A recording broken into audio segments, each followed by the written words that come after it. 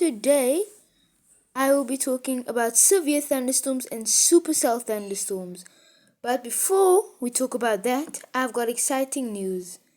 I will be making a series of weather forecasts from today onwards of the mysteries behind weather forecasts. So I'm really excited for that and I hope you enjoy the video. Don't forget to like, subscribe and comment below. So now, as you can see a big cumulonimbus clouds. Do you know what a severe thunderstorm is?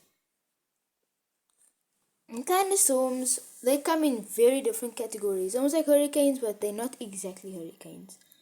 Thunderstorms, they are very common thunderstorms where it only lasts for 30 minutes. So that's like isolated to scattered thunderstorms, just very light thunderstorms, and they are very common. But there are other thunderstorms that become very severe and they can become supercell thunderstorm, which is in this diagram right here. So supercell thunderstorms, what do they contain? They contain a warm updraft. So during a warm updraft, if you are in the area of a warm updraft, you'll be experiencing strong warm winds, almost like berg winds, but they're just strong and warm. And they actually blow into the cumulonimbus cloud. So this is its just say it's its food. So it's feeding the cloud. It's the energy is getting fed into the cloud, and the cloud is becoming stronger because we use energy. We use food for energy. So this needs energy to produce thunderstorms, heavy rainfall and hail. So now it's using that food, that warm updraft, and it contains moisture.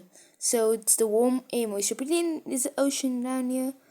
It also has to be quite humid, and the dew point has to be really high at this area. So the dew point will be very high at this area where the warm updraft is blowing, and that humidity and that little droplets, can see, for example, here you can see just a little tiny little droplet. They turn into ice, but I'll talk about that later. You can see the warm updraft blowing in and then comes back down as a downdraft, a cold downdraft, which produces heavy rainfall, hail, and severe thunderstorms. Now we go to the interesting part. This severe thunderstorm that we normally talk about, is this thunderstorm actually just form with warm updrafts? Well, certain thunderstorms draw only 30 minutes. They are formed with convection, but severe thunderstorms, they contain lots of Cape Index. But we'll be talking more about Cape Index in the series. But as you can see, each warm air contains more humid air than cold dry air. So this humid air, there's little tiny droplets in humid air, because humid air humidity is actually like it has water vapor. It actually contains water vapor. So as this humidity blows onto a very high altitude in the atmosphere, and you know that as you get higher, the colder. So the higher you get, the colder it gets.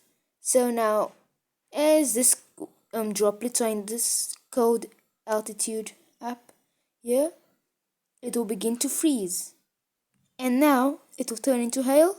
They'll get small, medium size to golf ball, and it will become really big hail, and it will become so heavy. If the downdraft is strong enough, it can happen. It can become so heavy that it comes back down as a downdraft very quickly, heavily, but it depends on how strong the severe thunderstorm is. But there are actually many other boundaries to a severe thunderstorm than you think. As you can see in this diagram, we can already see the warm updraft can be in different layers, the downdraft. But now, as you can see, there is a mesocyclone. So this is during a warm updraft. Now this mesocyclone, you are actually present in the area of a low pressure system, right? You know that you're present in a low pressure system. So now as this mesocyclone rotates the updraft, it causes, you can see it's actually unusually warm during the table cloud, and as you can see, there is actually a tornado in the wall cloud, and that tornado is pointing downwards and it's blowing very strong. That's a head of a gust front. But this wall cloud, you can see, this wall cloud, it is actually caused by a warm updraft, but it's a rotating warm updraft, which is also known as a mesocyclone, and they are very, very common in severe thunderstorms. So mesocyclones, they're very common, and that's what causes warm wall clouds. So now these conditions are perfect for tornadoes to form, which is very dangerous and very common in severe thunderstorms. As you can see, the heavy rain and hail during the downdraft, the lightning barrage, everything, mammatus clouds, they form ahead of it. So, for example, cumulonimbus cloud is moving in this direction. The last thing you'll ever see after a very severe thunderstorm is mammatus clouds and virga. That's what you'll see. The storm is actually moving this way. So mammatus clouds can form ahead of a severe thunderstorm and after a severe thunderstorm. So most cold fronts are caused by most severe thunderstorms are caused by cold fronts, because cold fronts, they have more instability, and as they pass through, they make a division between warm air and cold air, which are very good for forming thunderstorms. So thank you everyone for watching the video, and I'll see you next time.